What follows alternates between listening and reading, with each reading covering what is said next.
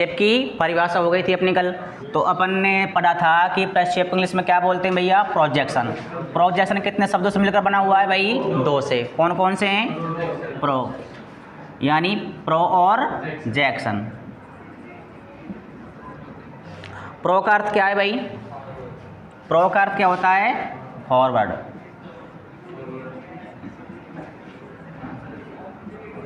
और जैक्शन का अर्थ क्या हो गया, थ्रो।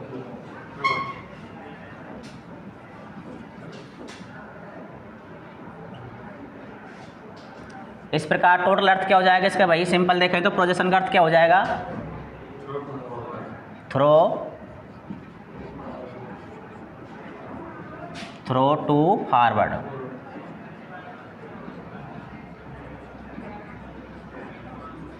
ये पढ़ लिया था अपन ने भाई कल। यानी प्रोजेक्शन को इंग्लिश में क्या, सॉरी प्रक्षेप को क्या बोलते हैं इंग्लिश में भाई, प्रोजेक्शन। प्रोजेक्शन कितना शब्दों से मिलकर बना हुआ है अपना भैया, दोनों से, प्रो और जैक्शन। प्रो का अर्थ क्या होता है, फॉरवर्ड, और जैक्शन का अर्थ क्या हो गया इसमें, थ्रो। तो इस प्रकार इसका अर्थ क्या हो जाएगा, थ्रो टू फॉरवर्ड। उसके बाद अपन ने प्रक्षेप की परिभाषा समझी थी भाई। प्रक्षेप की परिभाषा क्या है कि अगर किसी वस्तु को हम देख रहे हैं, जो वस्तु हमें दिखाई दे रही है, उसको अगर हम प्रक्षेप के तल पे बना देते हैं तो बनने वाली आकृति क्या कहलाएगी भाई, अपनी प्रक्षेप कहलाएगी। तो प्रक्षेप कितने प्रकार के बताए थे अपन ने भाई, दो प्रकार के बताए थे। कौन कौन से, एक तो होता है चित्रीय प्रक्षेप, और दूसरा कौन सा था, लंबकोणीय।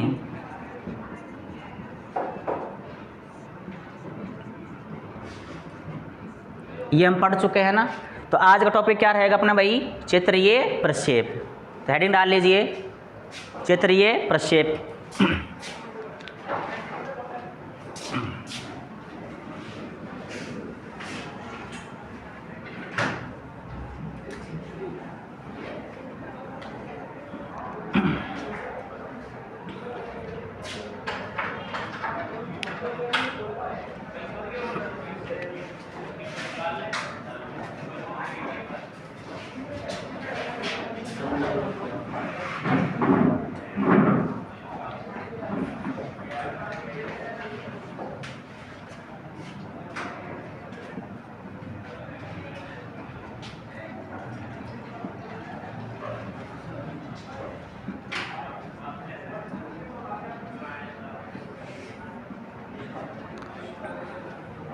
हेडिंग डाल ली भाई। तो अब देखो भाई, इसके बारे में अपन ने पढ़ा था भाई कि चित्रीय प्रक्षेप क्या होता है। जो भी वस्तु हमें, यानी जो भी चित्र, प्रकृति में जो भी चित्र है या कोई वस्तु है, हमें क्या हो रही है, आंखों के सामने क्या हो रही है, प्रकट हो रही है, उसे क्या बोलेंगे भाई हम, चित्रीय प्रक्षेप।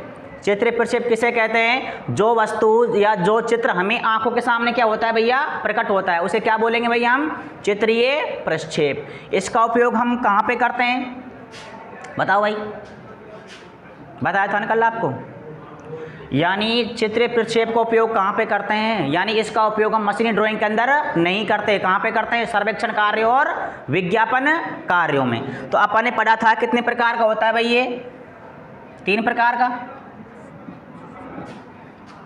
पहला क्या था अपना, संदर्भ प्रक्षेप। दूसरा था अपना तिर्यक प्रक्षेप।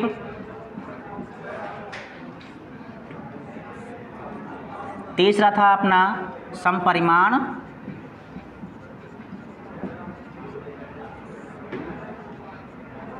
प्रक्षेप। लिख लो भैया इनको एक बार, चलो एक बार रुको भी थोड़ा सा, पर इसमें लिखिए चित्रीय प्रक्षेप में लिखो भाई, जो प्रक्षेप हमें आंखों के सामने प्रकट होता है, जो प्रक्षेप हमें आंखों के सामने प्रकट होता है, उसे चित्रीय प्रक्षेप कहते हैं। जो प्रक्षेप हमें आंखों के सामने प्रकट होता है, उसे चित्रीय प्रक्षेप कहते हैं। आगे लिखिए, इसमें इसका उपयोग मशीनी ड्राइंग के अंदर, इसका उपयोग मशीनी ड्राइंग के अंदर नहीं करते। इसका उपयोग मशीनी ड्राइंग के अंदर नहीं करते। आगे लिखिए, अर्थात इसका उपयोग हम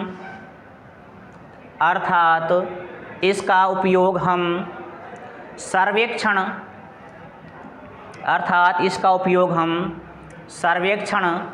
व विज्ञापन कार्यों में करते हैं। अर्थात इसका उपयोग हम सर्वेक्षण व विज्ञापन कार्यों में करते हैं।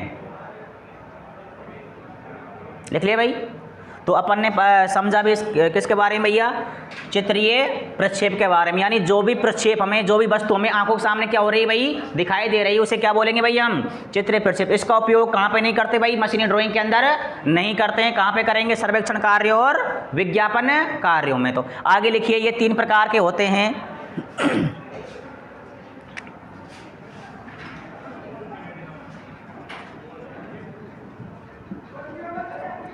तो पहला है अपना संदर्भ प्रक्षेप, इसे क्या बोलेंगे, पर्सपेक्टिव प्रोजेक्शन। दूसरा है अपना तिर्यक प्रक्षेप, इसे बोलेंगे ऑब्लिक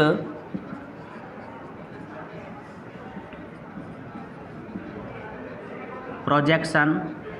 और तीसरा है अपना समपरिमाण, इसे बोलेंगे आइसोमेट्रिक प्रोजेक्शन। लिख लो एक बार।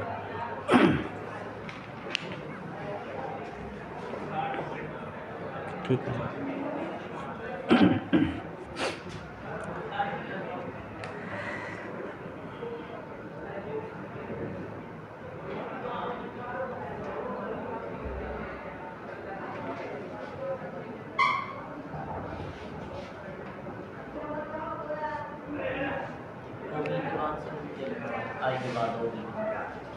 किसमें, QUE।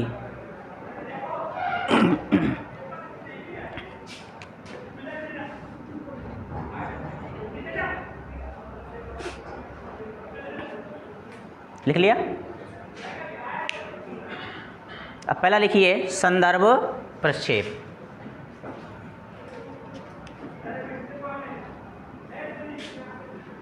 लिख लिया ना भाई सबने।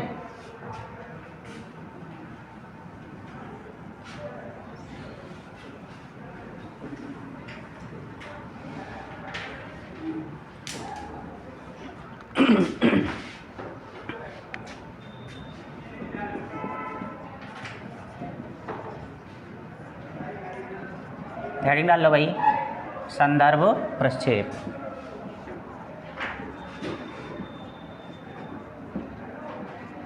Perspective projection.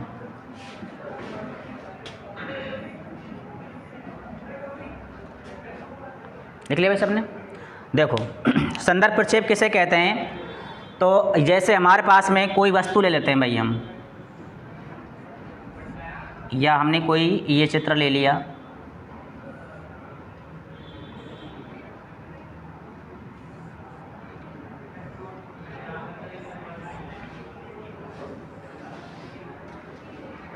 ये चित्र ले लिया अपन जैसे भाई। तो देखो इसे हम क्या कर रहे हैं, बैठ करके देख रहे हैं, है ना भैया, रुक करके देख रहे हैं या ठहरी हुई अवस्था में देख रहे हैं।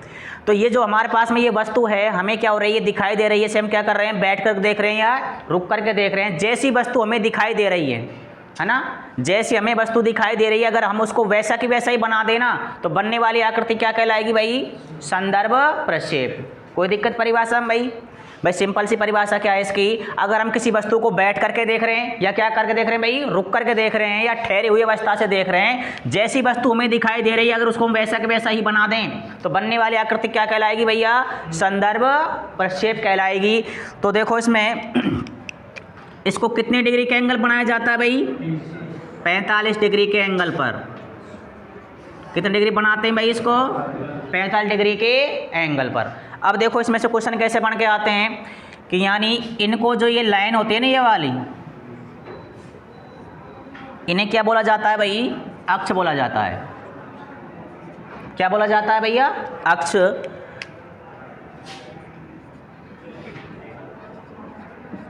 क्या बोलेंगे?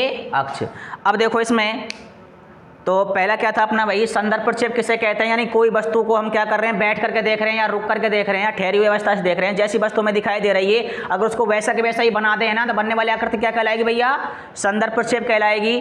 तो जैसी वस्तु हमें दिखाई दे रही है उसको वैसा के वैसा ही कौन बनाता है भाई? कौन बनाता है? मूर्तिकार। कौन बनाता है? मूर्तिकार या चित्रकार। यानी इसका उपयोग कौन करेगा भाई? एक मूर्तिकार या शिल्पकार बोल सकते हैं इसको भाई हम। तो नॉर्मल ध्यान रखना अपन को, संदर्भ प्रक्षेप में क्या याद रखना है, इसका उपयोग कौन करता है? एक मूर्तिकार करता है भाई। मूर्तिकार जो अपना शिल्पकार होता है वही तो बनाता है, जैसी वस्तु में दिखाई दे रही है उसको वैसे वैसे बनाता है भैया वो, है ना। तो ध्यान रखना इसमें यही है कि इसका उपयोग एक मूर्तिकार करता है। अब देखो इसको कितने डिग्री के एंगल बनाएंगे भैया हम? 45 डिग्री के एंगल पर। अब ये क्या हो गए इनके अक्ष? क्या हो गए? अक्ष। जो ये 3 लाइन होंगे ना ये वाली अपनी, इन्हें क्या बोलेंगे भैया हम? अक्ष बोलेंगे। तो कितने अक्ष होते हैं भाई किसी भी ड्राइंग के अंदर? कितने होते हैं? 3, एक्स वाई जेड। अब इसमें से क्वेश्चन ये आता है कि संदर्भ प्रक्षेप के अंदर, संदर्भ प्रक्षेप के अंदर कितने अक्ष होते हैं भाई? 3, एक्स वाई और जेड हो गए। इनके मध्य में कौन कितना डिग्री का बनता है भैया? यानी तीनों अक्षों के मध्य में कौन कितना डिग्री का बनेगा? तो दिमाग लगाओ भाई। तक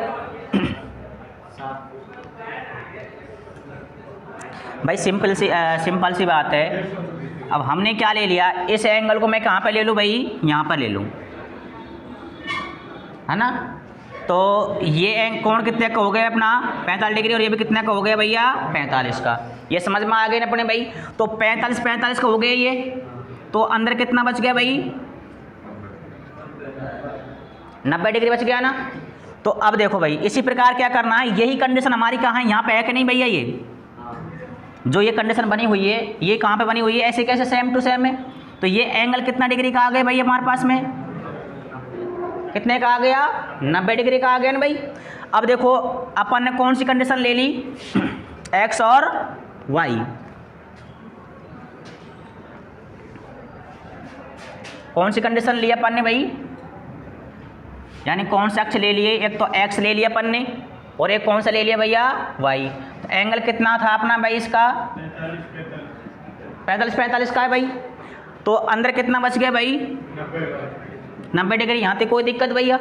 अब देखो अब कौन सा अक्ष लेंगे? वाई और जेड। भाई अपन ने कौन सा ले लिया? वाई। ये तो हो गया हमारे पास में वाई। और ये कौन सा हो गया? जेड हो गया। हमें पता है इसको कितने डिग्री के एंगल बनाते हैं भाई हम? 45। और ये भी कितना हो गया भाई? 45 डिग्री का हो गया ना। तो ये 45 और ये 45, अंदर कितना बच गया? 90 बच गया ना भैया। तो ये एंगल कितने का आ जाएगा? ये भी 90 का। और इसी प्रकार से ये कितना, आप कौन सा अक्ष लेंगे भाई हम? एक्स और जेड लेंगे।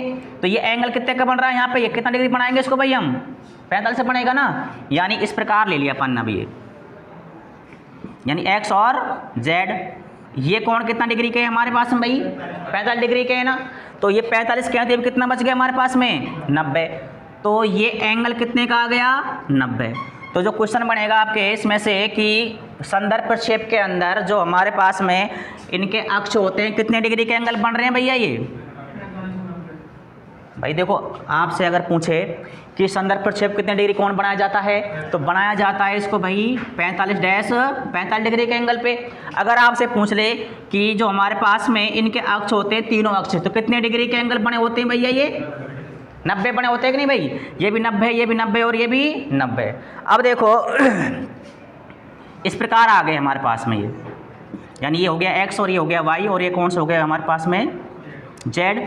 ये कितना आ गया भाई अपना? 90। और ये भी कितना आ गया? 90। और ये भी कितना आ गया हमारे पास में भाई? 90। तो टोटल योग कितना हो रहा है इसका भाई? 270 हो रहा है ना। जबकि ये टोटली क्या बन रहा है? एक सर्किल बन रहा है भाई। होना कितना चाहिए था भाई?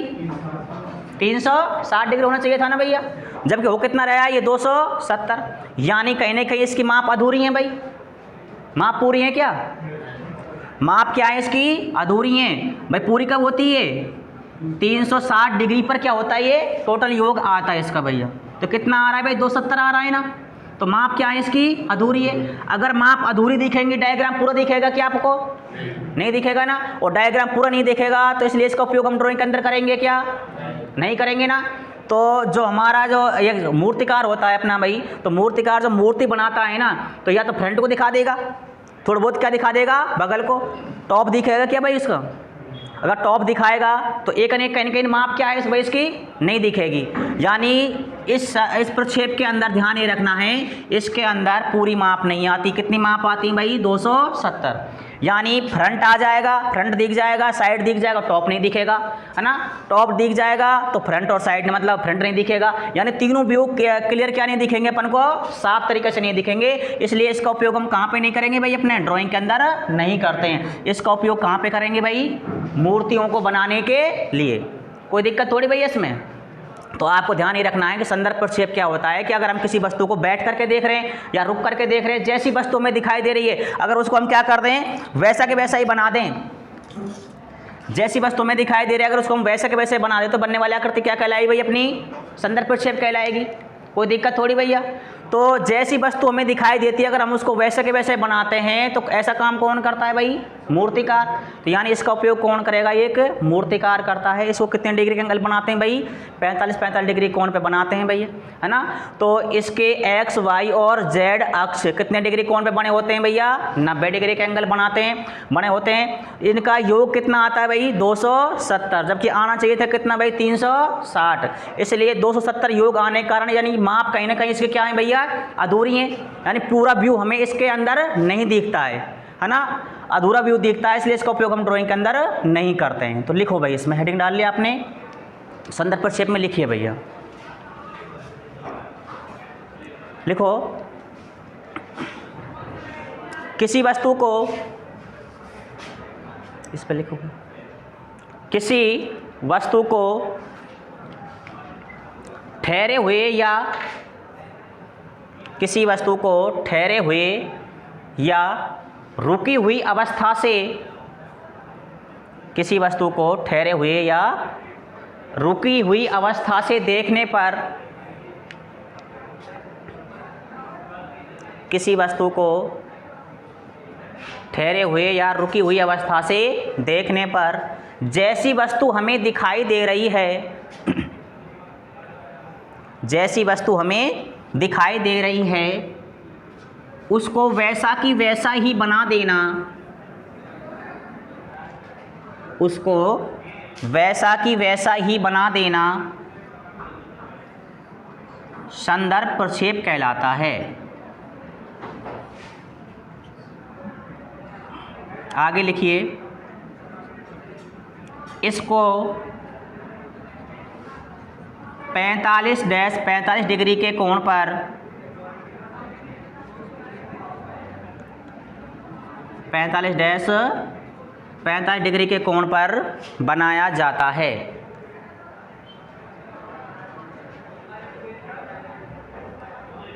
आगे लिखो, इसका उपयोग एक मूर्तिकार करता है।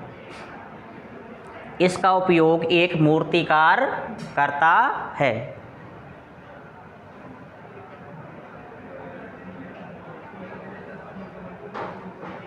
लिख लिया सबने भाई? एक बार और देख लो, किसी वस्तु को रुकी हुई अवस्था से या बैठी हुई अवस्था से देखने पर जो वस्तु हमें जैसी दिखाई देती है उसको वैसा के वैसा ही बना देना क्या कहलाएगा भाई? संदर्भ प्रक्षेप कहलाएगा। कितने डिग्री का एंगल बनता है भैया? ये 45 डिग्री का एंगल बनता है। इसके तीनों अक्ष कितने डिग्री बनते हैं भैया? 90 डिग्री पर। यहाँ तक कोई दिक्कत? इसको उतार लीजिए एक बार भाई। इनका योग कितना हो जाएगा? 270, जबकि होना चाहिए कितना भाई? 360। योग 270 आ रहा है, यानी माप क्या है इसकी? अधूरी है। इसलिए इसका उपयोग हम ड्राइंग के अंदर नहीं करते हैं। कौन उपयोग करता है भाई? मूर्तिकार। बना लो एक बार इसको, स्किप कर।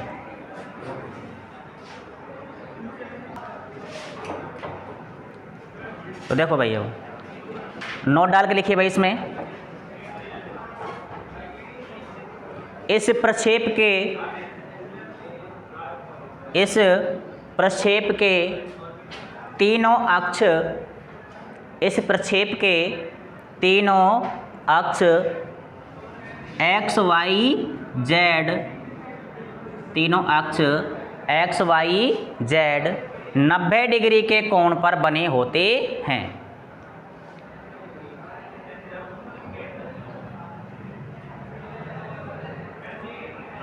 अगर आपसे पूछ ले भाई तीनों अक्षों का योग कितना रहेगा 270, यहाँ तक कोई प्रॉब्लम भैया। अब देखो दूसरा प्रक्षेप कौन सा था अपना, तिर्यक।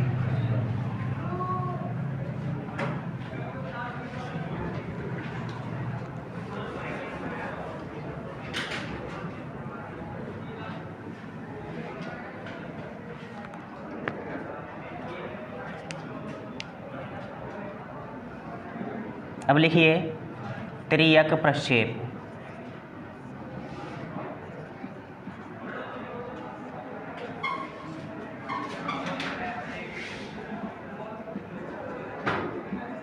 ऑब्लिक प्रोजेक्शन,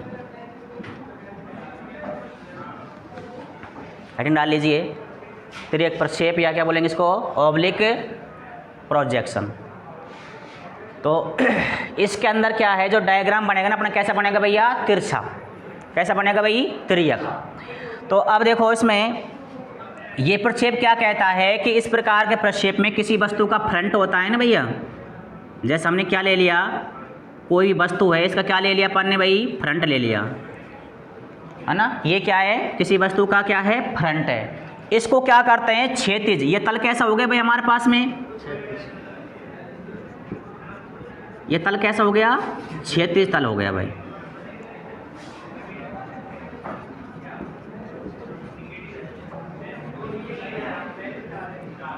तो तिर्यक प्रक्षेप क्या कहता है कि इस प्रकार के प्रक्षेप में जो फ्रंट होता है किसी वस्तु का, वो क्षैतिज तल के कैसा होता है भाई, समांतर में। कैसा रखा जाएगा भाई, फ्रंट क्षैतिज तल के समांतर में। और बाकी जो लाइन बनेंगी ना, जितनी भी लाइन बनती हैं ये वाली, कौन सी वाली भाई, ये वाली, तो इनका एंगल कितना डिग्री का होता है भाई, 45 डिग्री का एंगल होता है। तो हमें क्या समझना है इसमें कि यानी तिर्यक प्रक्षेप के अंदर क्या होता है, फ्रंट क्षैतिज के कैसा होता है भैया, समांतर में होता है, जबकि बाकी लाइनें कितने डिग्री के एंगल बनती हैं इसमें भाई, 45 डिग्री के एंगल पर। यहाँ तक कोई दिक्कत भाई। अब इसके कितने अक्ष हो गए, 3, कितने हो गए भैया, 3 अक्ष हो गए। एक तो ये हो गया x, और ये कौन सा हो गया अपना भाई, y, और ये कौन सा हो गया, z, है ना। अब ये देखते हैं कि इनके जो अक्ष हैं कितने डिग्री के एंगल पे बनेंगे भाई। तो अब हमने देखा था ये कंडीशन बन रही है अपनी भाई। कौन सा अक्ष को लें पहले भाई, x और z को ले लेते हैं। चाहे इस प्रकार देख लो, इनका जो ये तीनों अक्ष है ना ये वाले अपने, इनका योग कितना आएगा, तो भाई सिंपल सा है, इसका तो कितना हो गया, 90 डिग्री हो गया ना, है ना। अब ये कंडीशन हमारे पास में ऐसे कैसे आ रही, नहीं आ रही भाई, सेम ऐसे आ रही है ना भाई। तो ये कितना हो जाएगा हमारे पास में 45, और ये कितना हो जाएगा 90, होगा कि नहीं भाई। ये कितना हो गया अपना 90 है। तो ये अगर हम इसको एक इस लाइन को कौन सी मान ले भाई, यहाँ पे ये वाली लाइन मान ले, तो ये एंगल कितने का आ गया हमारे पास में, 45 डिग्री का आया कि नहीं आया भाई, ये कौन 45 का आ गया ना भैया। और ये कितना का आ गया अपना 90।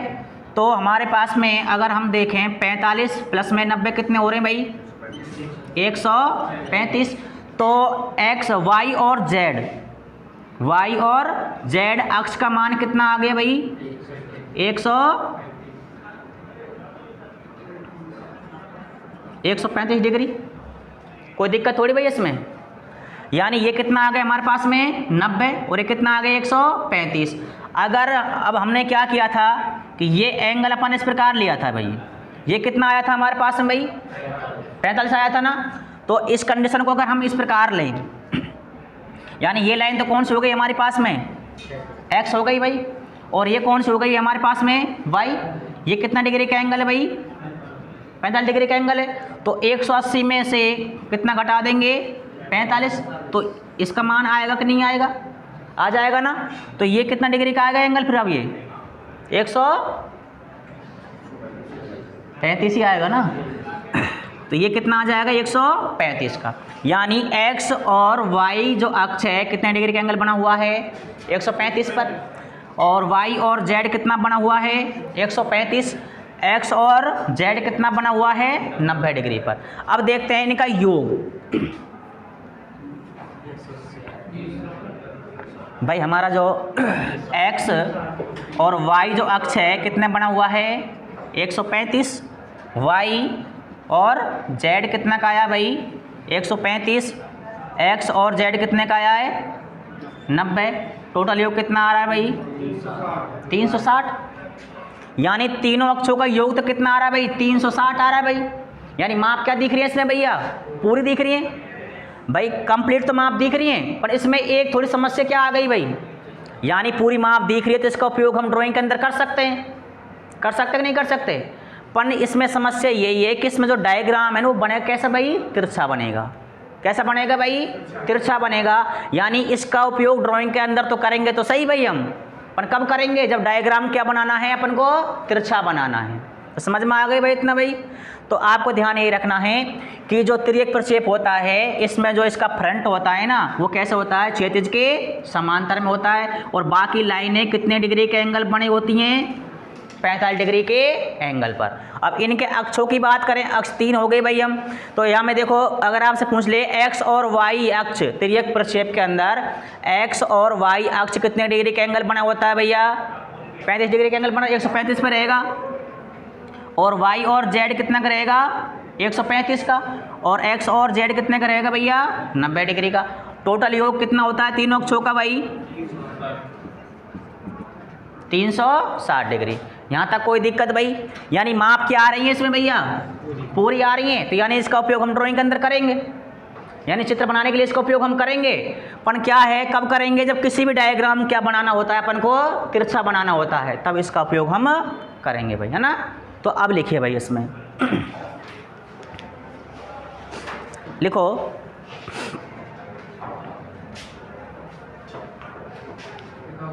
देखो इस प्रकार के प्रक्षेप में, इस प्रकार के प्रक्षेप में किसी वस्तु के फ्रंट को, इस प्रकार के प्रक्षेप में किसी वस्तु के फ्रंट को क्षैतिज के समांतर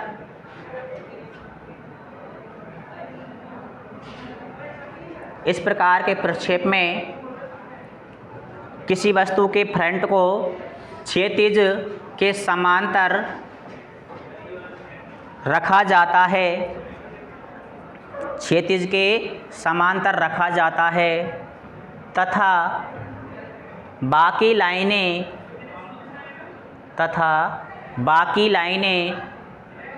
45 डिग्री के कोण पर बनी होती हैं।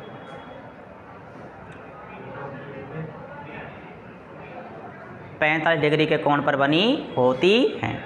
अगर आपसे पूछ ले कि तिर्यक प्रक्षेप को कितने डिग्री कोण पर बनाया जाता है 45 डिग्री के कोण पर, है ना। तो ध्यान रखना है संदर्भ कितने का बनेगा भाई 45 का बनेगा, और जबकि तिर्यक कितने का बनेगा भाई कितना का बनेगा 45 डिग्री के कोण पर। अब बना लीजिए इसको भाई,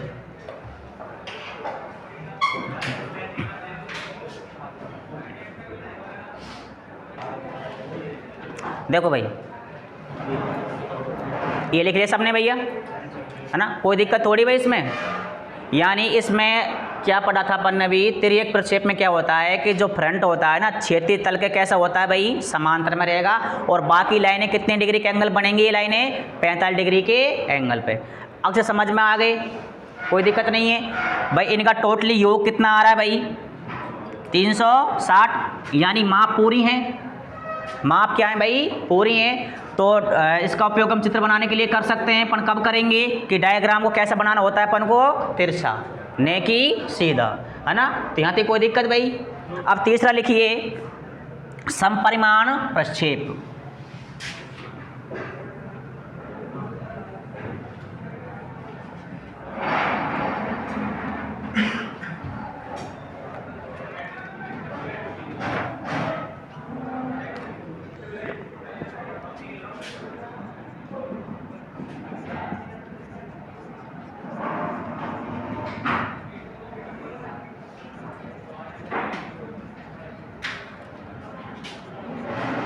इसे क्या बोलेंगे? आइसोमेट्रिक।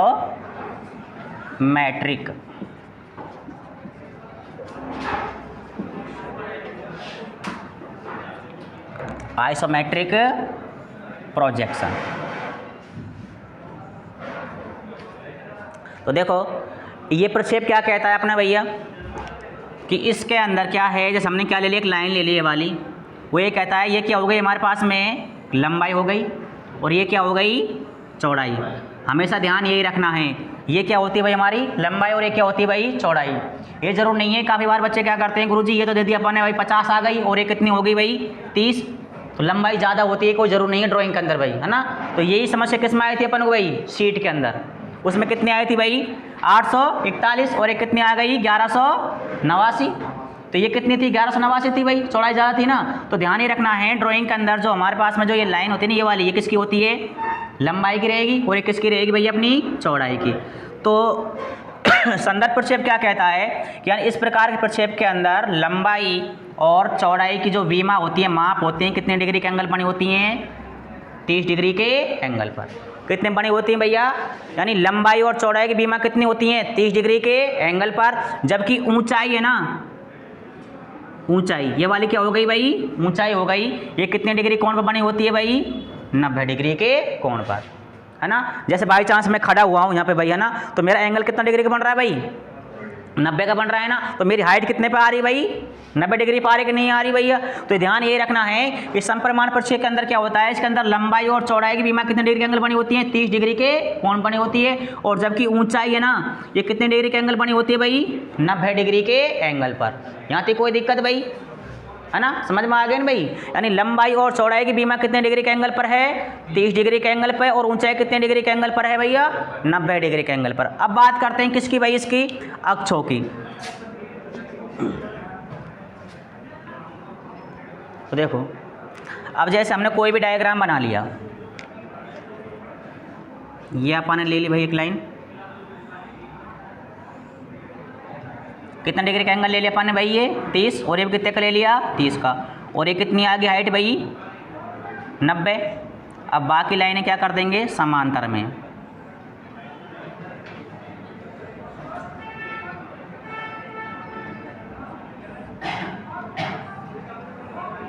अब देखो कितने अक्ष हो गए इसके 3, एक्स वाई और जेड। अब अगर हम तीन अक्षों की बात करें, सबसे पहले कौन सा अक्ष ले लेंगे भाई हम एक्स और वाई। कौन से ले लिया अपन ने एक्स और वाई ले लिया अपन ने। तो ये कितने डिग्री का एंगल आ रहा है भाई सेम टू सेम कंडीशन यही बन रही कि नहीं बन रही, यहाँ पे बन रही है ना भाई। ये कितना आ जाएगा 30 डिग्री का, और ये भी कितने का आ जाएगा 30 भाई। ऐसे कैसी कंडीशन बन रही है ना। तो ये कितना हो गया टोटल हमारे पास में 30 और 30 60 होया कि नहीं हुआ भाई। तो अंदर कितना बचेगा भाई, यानी टोटल हमारे पास में कितना आ रहा है 60। ये टोटल कितना एंगल है भाई 180 का, ये कितना आ गया 30, और ये कितना एंगल है भाई हमारे पास में 30, यानी कितना हो गया 60। तो कितना बचेगा भाई 120। तो जो ये एंगल आया हमारे पास में, यानी अक्ष का जो एक्स और वाई के मध्य में जो अक्ष का एंगल है वो कितना डिग्री का आ गया 120 डिग्री का एंगल। समझ में आ गया ना भैया ये। अब कौन सी कंडीशन लेंगे भाई हम वाई और जेड की। वाई और जेड के टोटल योग कितना है भाई अपना इसका 180 डिग्री है ना। अब देखो अब हम कंडीशन कौन सी लेंगे वाई और जेड। तो अपन ने ये लाइन मान ली भाई, ये कौन सी वाली ये वाली, है ना। तो ये एंगल कितने का आ गया 30 का, और ये कितने का आ गया 30 का आया कि नहीं आया भाई। तो इसके अंदर फिर कितना बचेगा 120 बचेगा ना। तो वही कंडीशन आ रही है हमारे पास में, टोटल कितना आ रहा है 60, और तो ये भी कितने का आ जाएगा भाई 120 का। अब कौन सा चलेंगे भाई हम एक्स और जेड। अब कौन सी लाइन ले ले अपन ने भाई, ये वाली लाइन आ गई। तो ये कितना डिग्री का एंगल है भाई 30, और ये कितने का है 30 का। तो टोटल कितना बचेगा अंदर इसके भाई 120। तो ये भी कंडीशन क्या आ जाएगी हमारे पास में सेम आएगी 60, यानी 120। अगर वो आपसे कहे कि यानी समपरिमाण प्रक्षेप के जो अक्ष होते हैं तीनों एक्स वाई और जेड कितने डिग्री के कोण पर बने होते हैं भाई 120 डिग्री के कोण पर। इनका टोटल योग कितना आ रहा है भाई 360, यानी 120 120 और 120, तो कितना हो गया भाई हमारे पास में 360। यानी इनका योग कितना आ रहा है भाई हमारे पास में 360 आ रहा है भाई। यानी माप क्या है इसकी, पूरी है ना भैया। यानी डायग्राम कैसे दिख रहा है अपन को, कंप्लीट दिख रहा है। तो माप क्या आ रही है इसकी, पूरी आ रही है। और डायग्राम सीधा है कि नहीं भाई, सीधा है ना।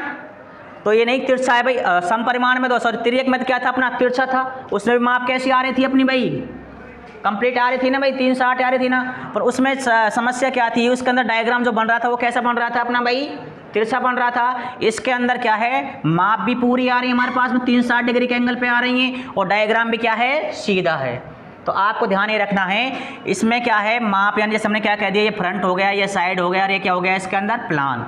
आपको ध्यान ये रखना है, अगर आपसे कोई पूछ ले कि समपरिमाण प्रक्षेप को 30 डिग्री, अब आपके समझ में आ गया होगा कि इसको 30 डिग्री के कोण पर ही क्यों बनाते हैं भाई, क्योंकि इसके अंदर क्या है, 30 डिग्री के कोण पर जो तीनों अक्षों का योग होता है कितना डिग्री आता है भाई, 360 डिग्री का आता है। इससे पहले तिर्यक में भी आया था, पर डायग्राम कैसा बना था अपना भाई, तिरछा बना था। इसमें ध्यान ये रखना है, इसको 30 डिग्री कोण पर इसलिए बनाते हैं क्योंकि इन डिग्री के अंदर क्या है, किसी वस्तु का फ्रंट, प्लान और साइड कैसा दिखता है, हमें साफ दिखता है और अलग अलग दिखता है। यानी पूरी माप दिखती है, इसलिए इसको कितने डिग्री के एंगल बनाते हैं भाई हम, 30 डिग्री के एंगल पर। कोई दिक्कत भाई, अब समझ में आ गया होगा ना आपके भाई कि इसको हमने अभी तक आपने पढ़ा होगा कि ये लाइन कितने डिग्री पे लेते हैं भाई, हम 30 डिग्री के एंगल पे लेते हैं। क्यों लेते हैं, समझ में आ गया ना भाई, कि 30 डिग्री पे इसलिए लेते हैं क्योंकि तीनों अक्षों का योग कितना आता है, 360 डिग्री आता है, और इसके अंदर किसी वस्तु का फ्रंट, प्लान और साइड कैसे दिखता है, हमें साफ दिखता है और पूरा दिखता है। इसलिए 360 डिग्री में से 30 डिग्री कोण पर ही क्या करते हैं, इसको बनाते हैं। बाकी कोण अगर हम लेंगे तो माप पूरी नहीं आएंगी। कोई दिक्कत यहाँ तक भाई, तो लिखिए इसमें। अब आप लिखो, इस प्रकार के प्रक्षेप में, इस प्रकार के प्रक्षेप में किसी वस्तु का, सॉरी, इस प्रकार के प्रक्षेप में किसी वस्तु की लंबाई, इस प्रकार के प्रक्षेप में किसी वस्तु की लंबाई व चौड़ाई 30 डिग्री के कोण पर, ऐसे लिख लो, 30 डिग्री डैश 30 डिग्री के कोण पर, तथा ऊंचाई 90 डिग्री के कोण पर बनी होती है, तथा ऊंचाई 90 डिग्री के कोण पर बनी होती है।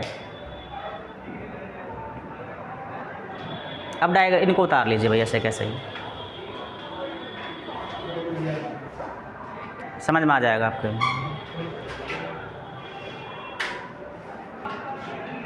तो देखो भैया, नोट डाल लिखिए इसमें। पहला रुकना है अभी, चलो भाई, इसमें ध्यान ये रखना है कि इसके तीनों अक्ष एक्स, वाई और जेड, इंपॉर्टेंट यही है कि कितने डिग्री कोण पर बने होते हैं, 120 डिग्री के कोण पर। योग की बात करें तो कितना हो जाएगा भाई, 360 डिग्री, है ना। तो और एक क्वेश्चन इसमें से ये आता है कि समपरिमाण प्रक्षेप को कितने डिग्री के एंगल बनाया जाता है भाई, 30 डिग्री के कोण पर। लिख लिया ये, तो नोट डाल के पहले लिखो, इस प्रकार के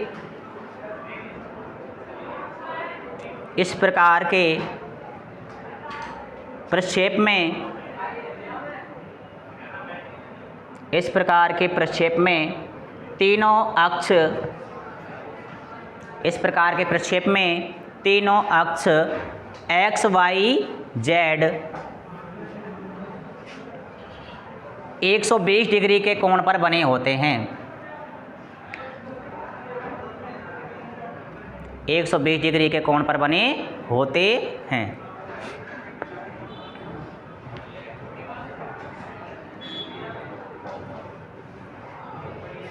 लिख लिया। दूसरा पॉइंट लिखो, इसको 30 डिग्री डैश 30 डिग्री के कोण पर बनाया जाता है।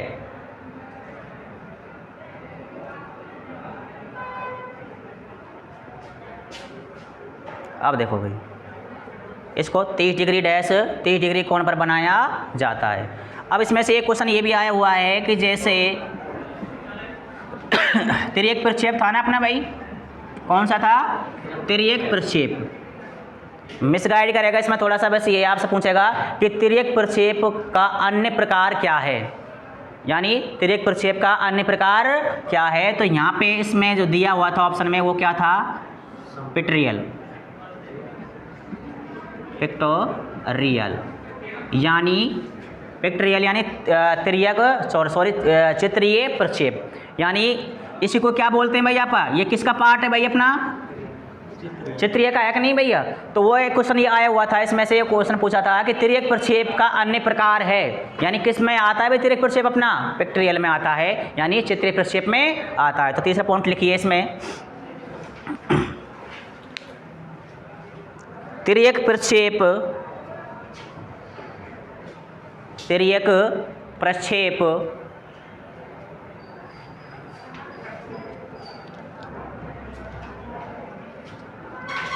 एक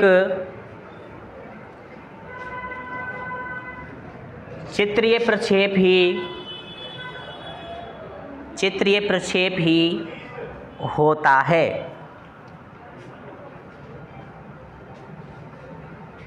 यानी देखो अपन ने पढ़ लिया था चित्रीय प्रक्षेप कितने प्रकार हो गए? 3 प्रकार हो गए। सिर्फ ओनली क्या कर रहा है वो आपको मिसगाइड कर रहा है यहाँ पे, तिर्यक प्रक्षेप का अन्य नाम क्या है। तो ये किस में आ रहा है भाई? पिक्टोरियल में आ रहा है भैया ना। तो ये कौन सा हो गया था अपना भाई?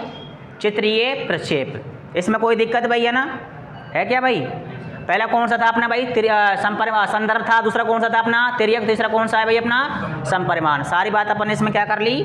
समझ लिया ना। बाकी नेक्स्ट क्लास में कराएंगे आपको।